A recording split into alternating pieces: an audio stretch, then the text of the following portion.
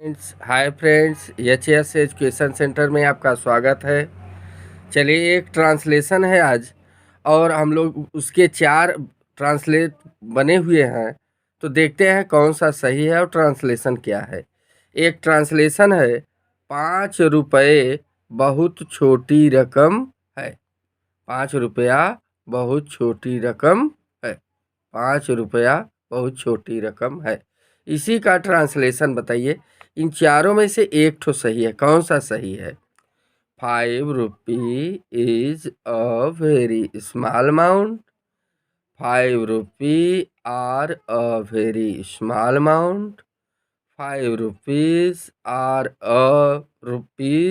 Are a very small amount. 5 rupees is a very small amount. इन चारों में से एक ठो सही है। ये 4 ठो ऑप्शन है, फर्स्ट, सेकंड, थर्ड, फोर्थ। 5 रुपये बहुत छोटी रकम है, या यूँ कहिए 5 रुपया बहुत छोटी रकम है। तो इसका जो ट्रांसलेशन होगा इसमें से एक ठो होगा। ये जो 4 ठो बने हैं तो उसमें से एक ठो सही है, बाकी 3 ठो गलत है। तो कौन सा सही है बच्चों मेरे, और कौन सा गलत है? चलिए देखते हैं इसमें कॉमन क्या है। देखिए, यहाँ 5 रुपी लिखा है, यहाँ 5 रुपी लिखा है, मतलब 5 रुपी इन दोनों में लिखा है। लेकिन थर्ड में क्या लिखा है? 5 रुपीज। और फोर्थ में भी क्या लिखा है? 5 रुपीज। मतलब ये दोनों ऊपर के एक कैटेगरी में है और ये नीचे के दोनों एक कैटेगरी में है। कैसे? यहाँ रुपी लिखा है दोनों में ऊपर, और नीचे वाले में क्या लिखा है? रुपीज। अच्छा, फिर देखिए, 5 रुपी इज होगा कि 5 रुपी आर होगा, या 5 रुपीज आर होगा कि 5 रुपीज इज होगा। बाकी अ वेरी स्मॉल अमाउंट, अ वेरी स्मॉल अमाउंट, अ वेरी स्मॉल अमाउंट, अ वेरी स्मॉल अमाउंट। मैटर कहाँ फंस रहा है? रुपी इज 5 5 सब में है। देखिए, 5 5 सब में है कि नहीं? अच्छा, 5 5 सब में है, ए सब में है, वेरी वेरी सब में है, स्मॉल स्मॉल सब में है, अमाउंट अमाउंट सब में है। मैटर कहाँ फंस रहा है? रुपी इज के रुपी आर, रुपीज आर के रुपीज इज। बताइए, इन्हीं में से मैटर फंस रहा है, तो कौन सा सही होगा? बताइए कौन सा? 5 रुपये बहुत छोटी रकम है या 5 रुपया बहुत छोटी रकम है? बताइए कौन सा सही होगा? दिमाग लगाइए। चलिए, अच्छा, आपको एक रूल समझा देते हैं, इसके बाद आते हैं हम लोग इस पर। रूल क्या है बच्चों मेरे? कार्डिनल एडजेक्टिव्स, मतलब जितनी गिनती होती है 1 2 3 4 5 6 7 8 9 10 11, जितनी गिनती आप कहिए, टोटल गिनती क्या है? एडजेक्टिव। एडजेक्टिव माने विशेषण।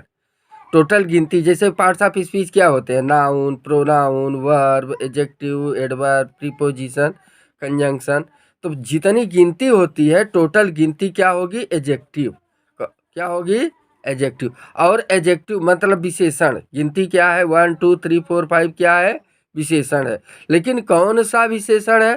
Cardinal adjective. कौन सा एडजेक्टिव है? Cardinal adjective. तो वही कह रहा है कि कार्डिनल एडजेक्टिव्स 1 2 3 4 5 6 एट्सेट्रा, मतलब जितनी गिनती है वो एडजेक्टिव है। और कौन से एडजेक्टिव है?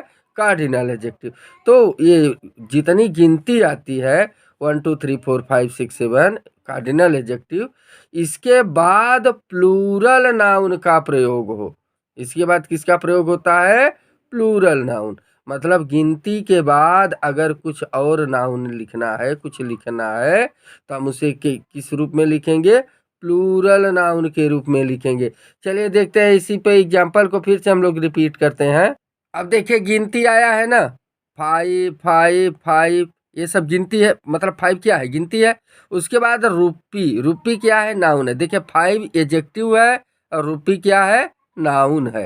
मतलब आप ये जान लीजिए कि 5 जो लिखा है ये एडजेक्टिव है, और ये रुपी क्या है? नाउन। तो अब ये एडजेक्टिव, एडजेक्टिव के बाद नाउन, नाउन क्या हो? Plural, plural. तो रुपी, और देखिए यहाँ भी रुपी लिखा है, यहाँ भी रुपी लिखा है, लेकिन ये रुपीज लिखा है। ये भी क्या लिखा है? रुपीज। तो प्लूरल वाला, मतलब 5 के बाद सिंगुलर वाला नहीं, सिंगुलर वाला, अर्थात ये दोनों आपके कट गए। अब ये भी गलत है, ये भी गलत है। क्यों गलत है? क्योंकि कार्डिनल एडजेक्टिव 1 2 3 अभी हम लोग देखे, उसके बाद प्लूरल नाउन, प्लूरल नाउन। तो अब ये प्लूरल तो है तो नहीं, है नहीं। रुपी सिंगुलर है, रुपी सिंगुलर है, इसका रुपी का प्लूरल क्या होगा? Rupees, rupees. अब यहाँ दो ठो ऑप्शन आपके कट गए, अब बचे या ये आपके रुपीज, रुपीज। अब इन दोनों में से आपको चेक करना है कि कौन सही है। मतलब पहला और दूसरा कट गया और अब बचा तीसरा और चौथा। तो फिर से रूल को आगे बढ़ाते हैं। अब रूल क्या कह रहा है?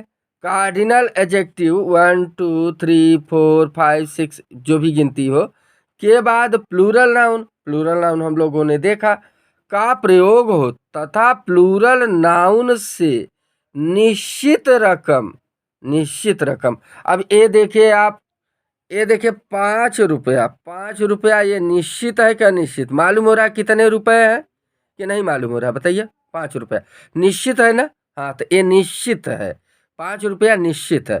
जैसे 4 रुपये निश्चित है, 3 रुपये निश्चित है, 10 रुपया हो तो लिखा होता निश्चित है, 100 रुपये निश्चित है। लेकिन कुछ रुपए अनिश्चित है, बहुत रुपए अनिश्चित है। अर्थात जिसमें गिनती न आई हो वो अनिश्चित है, जिसमें गिनती आई हो वो निश्चित है। तो 5 रुपये निश्चित है। तो वही रूल उसमें बता रहा है क्या? रूल क्या बता रहा है कि कार्डिनल एडजेक्टिव 1 2 3 इसके बाद प्लूरल नाउन, यही देखिए प्लूरल नाउन हो का प्रयोग होता था प्लूरल नाउन से निश्चित रकम, निश्चित रकम, निश्चित रकम, निश्चित अवधि। अब 5 रुपये निश्चित रकम है, मालूम है कितने रुपए है। उसी तरीके से निश्चित रकम हो या निश्चित अवधि हो या निश्चित वजन हो या निश्चित दूरी हो, निश्चित ऊंचाई हो। तो अच्छा देखिए, निश्चित रकम को क्या कहेंगे? निश्चित रकम को इंग्लिश में कहेंगे सर्टेन अमाउंट। निश्चित अवधि को क्या कहेंगे? सर्टेन पीरियड, है कि नहीं? Certain period. निश्चित वजन को क्या कहेंगे? Certain weight. निश्चित दूरी को क्या कहेंगे? निश्चित दूरी को सर्टेन डिस्टेंस। निश्चित ऊंचाई को क्या कहेंगे? सर्टेन हाइट, है कि नहीं? का बोध हो तो ये निश्चित रकम का बोध हो रहा है, निश्चित रकम, ये निश्चित रकम है, सर्टेन अमाउंट। तो निश्चित रकम का बोध हो, निश्चित अवधि का बोध हो, निश्चित वजन का बोध हो, निश्चित दूरी का बोध हो, निश्चित ऊंचाई का बोध हो, तो इसके साथ सिंगुलर वर्ब का प्रयोग होता है, न कि प्लूरल वर्ब का। सिंगुलर वर्ब का प्रयोग होता है। बताइए तब कौन सा सही है? क्या सिंगुलर वर्ब? ध्यान दीजिएगा क्या कह रहा है, सिंगुलर वर्ब का प्रयोग होता है। आप बताइए। अब देख लीजिए सिंगुलर वर्ब कौन है? Singular verb is, has, does, was. याद कर लीजिएगा, अगर जानकारी है तो अच्छी बात है, नहीं जानकारी है तो याद कर लीजिएगा। सिंगुलर वर्ब्स हैं आपके इज, हैज, डज, वाज। अब प्लूरल वर्ब्स, प्लूरल वर्ब्स कौन है? आर, हैव, डू, वर ना। तो ए प्लूरल वर्ब है और ए ऊपर वाले सिंगुलर वर्ब है। तो उसमें कह रहा है सिंगुलर वर्ब का प्रयोग होता है। तो बताइए अब इसमें कौन सा सही होगा? थर्ड सही है कि फोर्थ सही है? बताइए आप लोग, अब बताइए। 5 रुपये बहुत छोटी रकम है, बताइए कौन सा सही होगा? ट्रांसलेशन बताइए। पहला और दूसरा तो कट गया, बचा तीसरा और चौथा। तीसरा और चौथा में अब रुपीज, रुपीज दोनों में लिखा है। अब यहाँ लिखा है आर और यहाँ लिखा है इज, तो कौन सा सही है बताइए? आर के इज। हाँ, सही पकड़ा आपने, इज चौथा सही है। कौन सा सही है? चौथा, फोर्थ। फोर्थ करेक्ट है और थर्ड गलत है। क्लियर हुआ? तो इस तरीके से अब अच्छा थोड़ा सा पॉइंट से कुछ और जान लीजिए। जैसे आपने देखा निश्चित रकम, निश्चित रकम जैसे 100 रुपये, 50 रुपया, 200 रुपया, तो ये निश्चित रकम है। 100 रुपये को क्या लिखेंगे? 100 रुपीज। 50 रुपये को क्या लिखेंगे? 50 रुपीज। रुपीज, रुपी नहीं, रुपीज। 200 रुपये को क्या लिखेंगे? 200 रुपीज। ऐसे निश्चित अवधि है तो क्या लिखेंगे? जैसे 2 साल, 4 साल, 7 दिन, 5 दिन, कुछ भी हो। 2 साल को क्या कहेंगे? 2 ईयर्स। 4 साल को क्या कहेंगे? 4 ईयर्स। ऐसे 5 साल होता तब 5 ईयर्स। 6 साल होता 6 ईयर्स। ऐसे 7 दिन है तो 7 डेज। 4 दिन होता 4 डेज। 3 दिन होता 3 डेज। डे नहीं, डेज। ईयर नहीं, ईयर्स ना।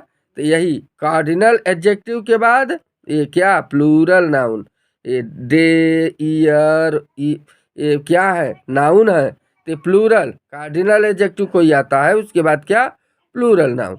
जैसे निश्चित वजन देखिए, 1 किलो, 3 किलो, 50 किलो, तो 1 किलो का क्या होगा, 1 किलो, 3 किलो का क्या होगा, 3 किलोज, किलोज, किलो नहीं किलोज ना, 50 किलो का क्या होगा, 50 किलो।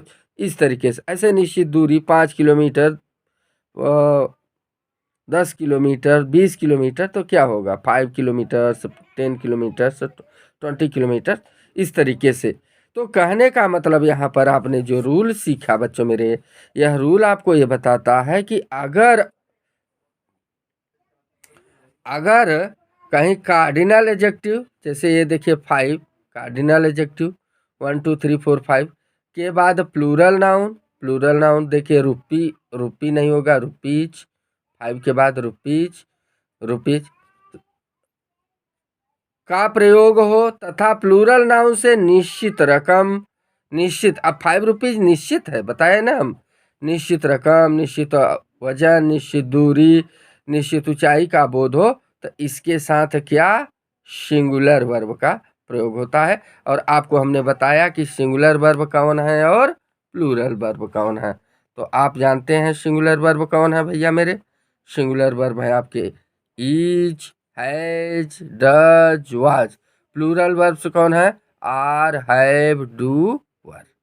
ठीक है, आपको ये कैसा लगा कमेंट में ज़रूर लिखिएगा। हमने अपनी तरफ से प्रयास किया है आपको ये एक ज़्यादा नहीं, एक रूल सिखाने का। ये बहुत इम्पॉर्टेंट रूल रहा, ये समझ लीजिए। इस तरीके से ऐसे ही आप, मतलब आप जैसे कहीं कक्षा 8 9th में एडमिशन के लिए, या कक्षा 8 नवोदय विद्यालय का एग्ज़ाम होगा, या कक्षा 5 नवोदय विद्यालय, या कहीं किसी अच्छे स्कूल में आप दाखिला लेना चाहते हैं, एडमिशन लेना चाहते हैं, तो वहाँ पर जब एंट्रेंस एग्ज़ाम होगा तो इस तरीके से ये हिंदी नहीं लिखा रहेगा, इंग्लिश में ऐसे लिखा रहेगा, और 4 ऑप्शन ऐसे दिए रहेंगे। ऐसे पूछेगा इसमें से कौन सा सही है, which of the following is correct. तो वहाँ पर आपको ऐसे अब ये जानकारी रहनी चाहिए। अब देखिए 5 रुपये, 5 रुपये, 5 रुपीज़, 5 रुपीज़ ऐसे लिखा है, तो आप यहाँ कंफ्यूज हो जाएंगे, इजार पसारा। तो या ये रूल अगर आपको बेसिक रूल जानकारी है, बेसिक रूल है ये, बेसिक रूल जानकारी है कि कार्डिनल एडजेक्टिव के बाद प्लूरल नाउन, उसके बाद सिंगुलर वर्ब। तो कार्डिनल एडजेक्टिव 5 हो गया, रुपीज नाउन हो गया, तो कार्डिनल एडजेक्टिव के बाद plural noun, rupees plural noun है, singular verb is singular verb है, cardinal adjective plural noun singular verb. अर्थात यहाँ पर एक फार्मूला बन के तैयार होता है। अब ये फार्मूला क्या बन करके तैयार होता है कि cardinal adjective plus plural noun, देखिए cardinal adjective plus plural noun plus singular verb. अर्थात यहाँ पर प्लूरल वर्ब नहीं आएगा, ये नाउन प्लूरल होगा, देखिए रुपी रुपी नहीं होगा, रुपीज होगा, और ये आर नहीं होगा, इज होगा, सिंगुलर वर्ब होगा। आपको ये वीडियो कैसा लगा कमेंट में ज़रूर लिखिए। और मैं आपसे बार बार यही कहता हूँ कि ज़्यादा नहीं, एक सब्सक्राइब आप बढ़ाइए, एक अपनी तरफ से एक सब्सक्राइब ज़रूर बढ़ाइए। और इस पर आप लोगों का जो रिस्पांस है अच्छा भी है और ख़राब भी है, क्योंकि कुछ लोग तो एक आध ठो बढ़ाते हैं और कुछ लोग तो लाइक भी नहीं करते, कमेंट भी नहीं करते। तो मैं आपसे यही कहूँगा, मेरी यह रिक्वेस्ट है आपसे कि आप लोग कमेंट ज़रूर करें और एक सब्सक्राइब बढ़ाएं, और लाइक करिए, शेयर करिए, अपने अन्य मित्रगणों को भी बताइए। और ये ज्ञान जो है बांटने से बढ़ता है बच्चों मेरे, इसलिए आप अपने मित्रों यारों में शेयर करिए, उन्हें बताइए। और कैसा लगा कमेंट में ज़रूर लिखिए। थैंक्स।